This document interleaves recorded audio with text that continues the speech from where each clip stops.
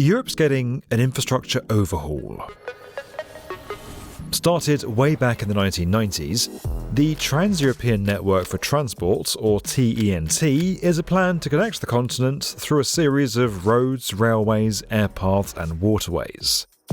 And it makes sense. Europe's made up of 44 countries, 29 of which are part of a special group called the Schengen area.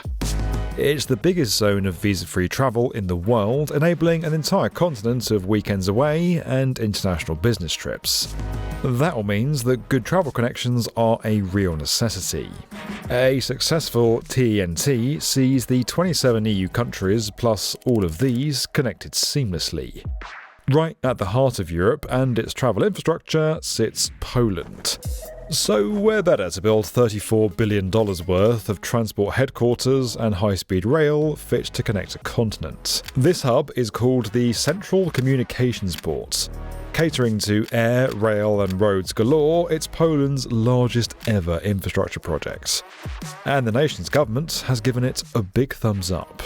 This is Poland's new mega transport hub and the plan to make it the linchpin of European travel.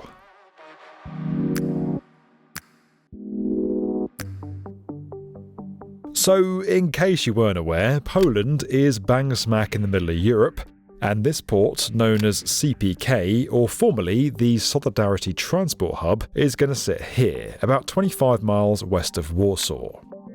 That puts it right in the middle of the most central country. It's the 9th biggest nation on the continent and has a grand total of 7 bordering neighbours. It really is the perfect place for a swanky new transport hub.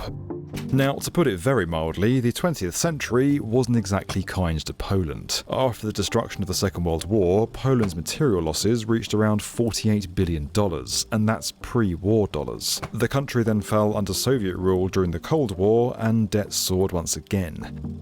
The fact that Poland has bounced back and now stands as one of the most solidly performing economies in Europe is a testament to its endeavour. And with CPK, the nation could move from the upper mid-table towards the very top of the tree. At least, that's the aim. But a few key questions jump out, starting with, why the hell is this needed? Well, let's start with the Poland problem. Chopin Airport in Warsaw is the biggest and busiest in the country.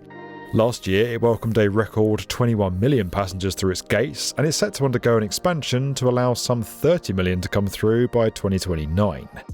But like any airport built in a city, it's kind of limited by its boundaries and faces an overnight curfew of limited operations. Poland is in need of a new central airport to be the face of travel in the nation.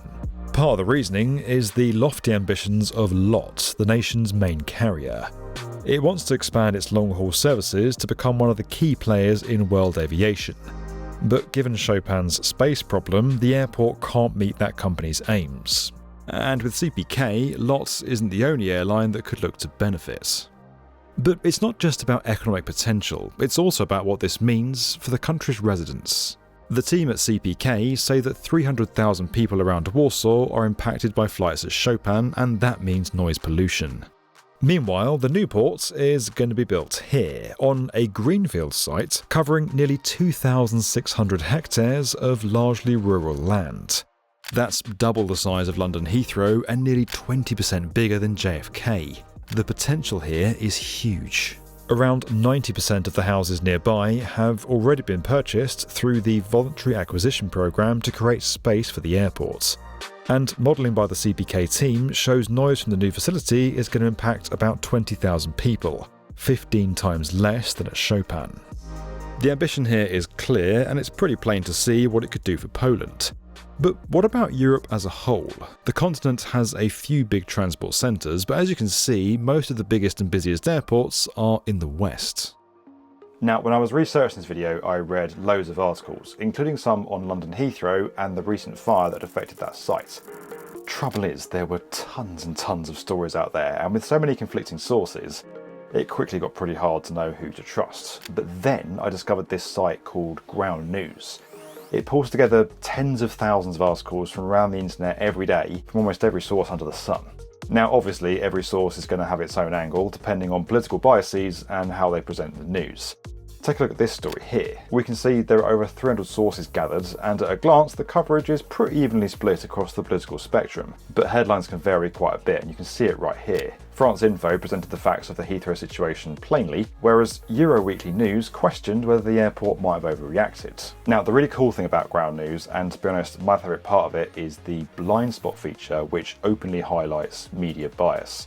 It makes clear what's being over or underreported by different ends of the political spectrum, and that's really useful for me because it means I can make sure I'm telling the whole story, not just getting one side of it. Personally, I'm subscribed to their Vantage plan because it gives me access to absolutely everything. But the good news for you guys is that as viewers of the B1M, you can get access to that same plan with a 40% discount. Just scan the QR code on screen or head to ground.news/B1M. It massively helps us out when you go and check out our video sponsors, and we simply wouldn't be able to make videos like this without them. So please do go and check out that QR code and head to the link which is down there in the video description. It is ground.news/B1M. Right, let's put that research to good use. As a central cog, Poland wants to connect Central and Eastern Europe. Now, a key part of achieving that aim is the Y Line, 480 kilometres of high-speed rail connecting key cities. It'll feature the longest tunnel in the country at 4.6 kilometres under the city of Łódź using a tunnel boring machine. It's all part of the Poland in 100 minutes plan, with trains travelling 200 miles per hour to make zipping around the country as easy as possible. The line will then connect into the Czech Republic and onto the under-construction Rail Baltica, connecting easy links through to Lithuania, Latvia and Estonia. This really could become one of the best connected nations around. We're expecting this to be successful. CPK has brought Ineco on board as a consultant, having designed and constructed Europe's longest high-speed railway in Spain. It's safe to say the project is in kind of good hands. Now, the Y-Line's main hub is going to be located at CPK, the brain connecting the entire operation. At the heart of it is a massive new airport designed by Foster & Partners in collaboration with Bureau Happold, and it needs to be ready for bucket loads of people. On a large-scale terminal like this, it's somewhere between 1 and 2 passengers a second for every second of every hour of every day, 365 days a year. That's the volume of people that are passing through. But of course, passengers aren't arriving, 1.5 passengers per second. They're arriving sometimes in thousands of passengers within a few minutes and within an hour. The airport alone is going to cost $12 billion, funded largely by Polish capital and some EU injections. And the fact this gained EU support shows the potential the project has. It's an intermodal model, meaning that it operates multiple transport types. Phase 1 of the project includes 2 parallel 1.7 mile long runways set 1.6 miles apart. At this point, the port will initially be ready to welcome up to 40 million passengers each year. The site then includes a bus terminal, a rail station and an airport terminal. It's all connected by a central hub, so your travel journey is as straightforward as possible. But here's where things really spice up. It all needs building at the same time. As we talked about, CPK is more than just a transport hub, it's also hundreds of kilometres of high-speed rail. And that's already under construction in Łódź, connecting to CPK, then onto Warsaw, and come 2035 down to these cities as well. The Y-Line needs somewhere to go, so to connect to the travel hub, a tunnel needs to be created. It'll be broken into 4 sections measuring 450 metres to the east, then another section towards the port building around 800 metres. There'll then be another 1,200 metres of tunnel underneath the main hub, and a further 830 metres at the western end. The whole thing is going to sit 14 metres deep, running underneath the runway and partially under the airport terminal. Now, it would be impractical to build each section of this port separately and then create big tunnels underneath it, and it all needs to open at the same time in 2032, so this site is going to become a serious sight to behold once construction starts. To really highlight how complex the design is, you can see here some of Foster & Partners' internal infrastructure modelling, and this is only partway complete. The only other types of buildings this intricate are medical facilities. What's really exciting is how this hub has the potential to transform. You see, the design incorporates micro-flexibility, meaning it can be chopped and changed over the years, and it looks set to be. We designed for the maximum, and then we see how it sensibly reduces within that. What's the right starting point? And then what then happens, I think, is the demand for what kind of aircraft we're using, how the building will respond, how the railway station needs to add platforms, how it will work up, where it will work through. All of those things start to come together, and they will allow you to shift and change the building as it moves. Now, that's important because the capacity here could grow to a staggering 100 million people a year, at which point the site could look something like this. Quite a few European ports are created to specific dimensions, and then over time, as demand grows, they try to find ways to expand. And in Europe, they are generally organically growing objects. Complex, stretched, tested in that kind of way. What doesn't happen in Europe is what's happening in Poland. At CPK, alongside this pretty unique intermodal model, expansion for the future is already thought about. That's through the buying of land ahead of time and the design considerations from the outset. It's working 1, 2 and 3 steps ahead. The ambitions of the Polish government can't be underestimated. If you thought an airport, rail terminal, bus station and new high-speed rail service was enough to contend with, then think again. Because this port is going to be neighboured by 2 brand new cities. At the western end of CPK, beyond where the cargo is being kept, a cargo city is being constructed, although not by the CPK team. Then at the eastern end, an airport city is going to be built. It'll start just behind CPK and feature a commercial centre, but over time it's going to expand further east.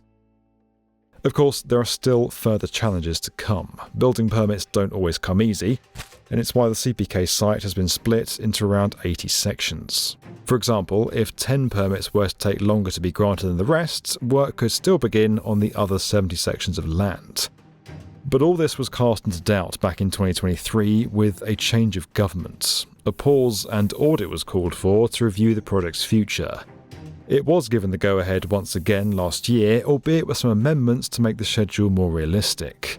What still remains in doubt is the future of Chopin Airport and what's going to become of it once CPK opens its doors. The assumption is that people are going to slowly move towards the new port over time, seeing Chopin's passenger numbers slowly shrink. In terms of what comes next, there's still a lot of work to do. The final homes on the CPK plot need buying, permits need approval, and tenders need to be agreed for each stage of the work. With all that to contend with, we wish the team working on this the very best of luck.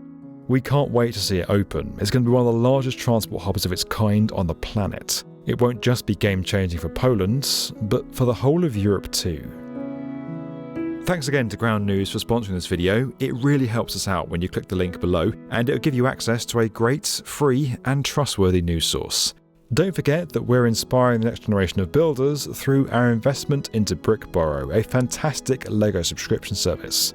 You can learn more and get started today over at brickborrow.com. And as always guys, if you enjoyed this video and you want to get more from the definitive video channel for construction, make sure you're subscribed to the B1M.